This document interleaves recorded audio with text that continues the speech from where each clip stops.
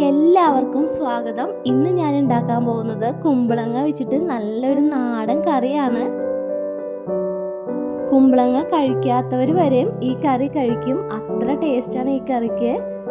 ഇറച്ചിക്കറിയുടെയൊക്കെ അതേ ടേസ്റ്റ് തന്നെയാണ്. ചട്ടി വെച്ചിട്ടുണ്ട്. ചൂടായപ്പോൾ വെളിച്ചെണ്ണ ഒഴിച്ചു കൊടുക്കുകയാണ്.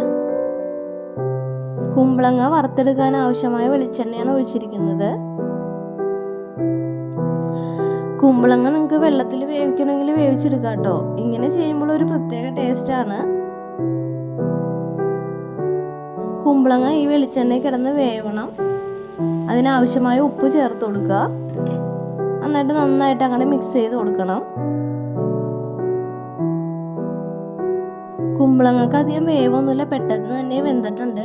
അപ്പോൾ നമുക്ക് ഇനി അതൊരു പാത്രത്തിലേക്ക് മാറ്റി വെക്കാം.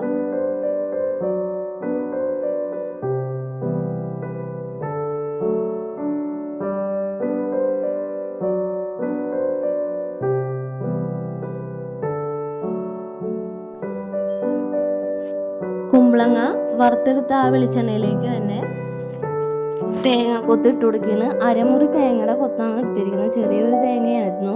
അപ്പോൾ അത്രയും നമുക്ക് ഇതിലേക്ക് ചേർത്താൽ മതി. ചിരകി ചേർക്കണമെങ്കിൽ ചേർക്കാം കേട്ടോ. ഞാൻ ഇങ്ങനെയാണ് കൊത്തായിട്ടാണ് ഇട്ടിരിക്കുന്നത്. അപ്പോൾ അത് നന്നായിട്ട് മൂത്തിട്ടുണ്ട്. ഇനി അത് പാത്രത്തിലേക്ക് മാറ്റി വെക്കുക.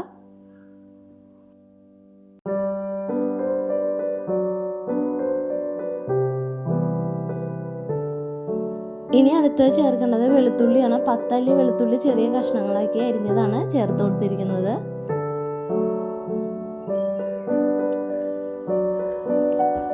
നന്നായിട്ട് അങ്ങനെ മിക്സ് ചെയ്ത് കൊടുക്കുക വെളിച്ചെണ്ണയിലോട്ട്. ഇനി ഇട്ട് കൊടുക്കുന്ന ഒരു കഷ്ണം ഇഞ്ചി ചെറുതായിട്ട് കട്ട് ചെയ്തത് ഇട്ട് കൊടുക്കുക.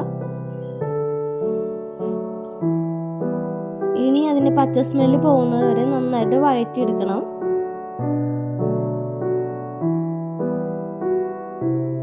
ഇനി ഇതിലേക്ക് ചേർക്കുന്നത് 1 ടീസ്പൂൺ പെരുംജീരകമാണ്. ഇനി അതും കൂടി നന്നായിട്ടൊന്ന് മൊരിയിച്ചെടുക്കുക. എല്ലാം മൊരിഞ്ഞ് വന്നപ്പോൾ ഒരു പാത്രത്തിലേക്ക് മാറ്റി വെച്ചിട്ടുണ്ട്. ഇനി ഒരു സവാള കട്ട് ചെയ്തതാണ് ഇതിലേക്ക് ഇട്ട് കൊടുക്കുന്നത്.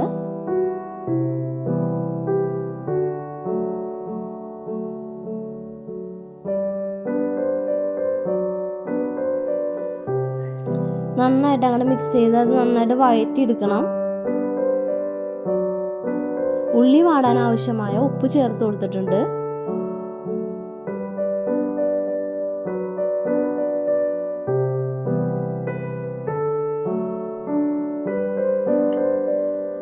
ഇനി ഇതിലേക്ക് ഒരു തണ്ട് കറിവേപ്പില ഇട്ട് കൊടുക്കുകയാണ്.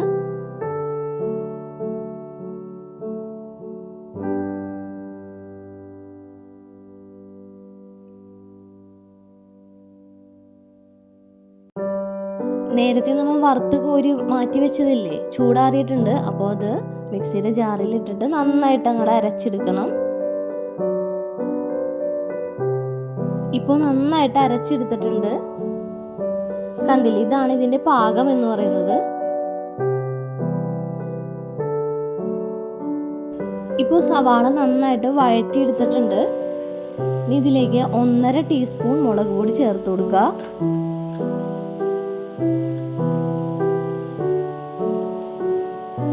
ഇനി ഈ മുളക് പൊടി നന്നായിട്ട് മൂത്ത് വരണം. അപ്പോൾ നന്നായിട്ട് മിക്സ് ചെയ്ത് കൊടുക്കണം. ആദ്യം അതുകൊണ്ടാണ് ഞാൻ മുളക് പൊടി ഇട്ടത്. അപ്പോൾ അത് മൂത്ത് വരുമ്പോൾ നല്ല കളറായിരിക്കുള്ളൂ കറിക്ക്.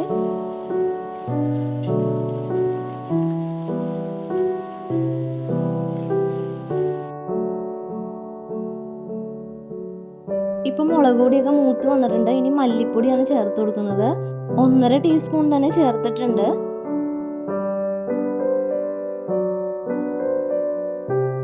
ഇനി അതും കൂടി നന്നായിട്ട് മിക്സ് ചെയ്ത് കൊടുക്കുക. ഇനി 1/4 ടീസ്പൂൺ മഞ്ഞൾപ്പൊടിയാണ് ചേർത്ത് കൊടുക്കുന്നത്. ഇനി ഒരു 1/4 ടീസ്പൂൺ തന്നെ ഗരം മസാലപ്പൊടിയാണ് ചേർക്കുന്നത്. ഇനി അതും കൂടി നന്നായിട്ട് അങ്ങോട്ട് മിക്സ് ചെയ്ത് കൊടുക്കുക. ആ പച്ച സ്മെല്ലൊക്കെ പോയിട്ട് നമുക്കൊരു പഴുത്ത തക്കാളി ചേർത്ത് കൊടുക്കുകയാണ്.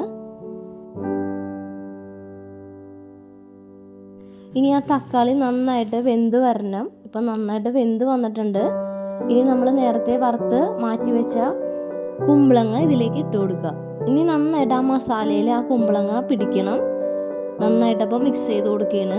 അപ്പോൾ നിങ്ങൾ ഇതുവരെയായിട്ടും ചാനൽ സബ്സ്ക്രൈബ് ചെയ്തിട്ടില്ലെങ്കിൽ സബ്സ്ക്രൈബ് ചെയ്തൊന്ന് സപ്പോർട്ട് ചെയ്യണം കേട്ടോ.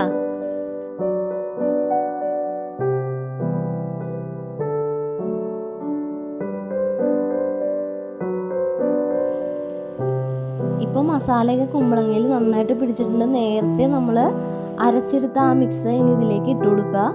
ഇനി അതും നന്നായിട്ട് മിക്സ് ചെയ്ത് ആ കുമ്പളങ്ങയിലൊക്കെ പിടിക്കണം.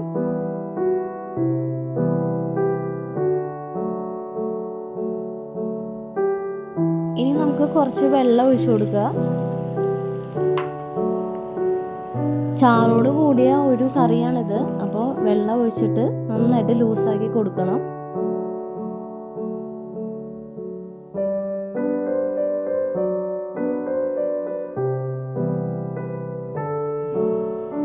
ഇനി അടച്ചു വെച്ച് വേവിക്കുക. ഈ കറിയുടെ പാകം എന്ന് പറഞ്ഞു കഴിഞ്ഞാൽ വെളിച്ചെണ്ണയൊക്കെ മുകളിലോട്ട് തെളിഞ്ഞ് വരും. കണ്ടില്ലേ, ഇപ്പം നന്നായിട്ട് മുകളിലോട്ട് തെളിഞ്ഞ് വന്നിട്ടുണ്ട്. അപ്പോൾ കറി പാകമായി എന്നാണ് ഇതിൻ്റെ അർത്ഥം. ചാറൊക്കെ നന്നായിട്ട് വറ്റി നന്നായിട്ട് കുറുകിയിട്ടുണ്ട്. നല്ല ടേസ്റ്റാണ്. ചോറിൻ്റെ കൂടെയൊക്കെ കഴിക്കാൻ പറ്റിയ അടിപൊളി ഒരു കുമ്പളങ്ങ കറിയാണ് ഇന്ന് ഉണ്ടാക്കിയിരിക്കുന്നത്. അപ്പോൾ കുമ്പളങ്ങയൊക്കെ ഉള്ളപ്പോൾ ഒരു പ്രാവശ്യമെങ്കിലും ഇങ്ങനെയൊന്നും ഉണ്ടാക്കി നോക്കണം കേട്ടോ.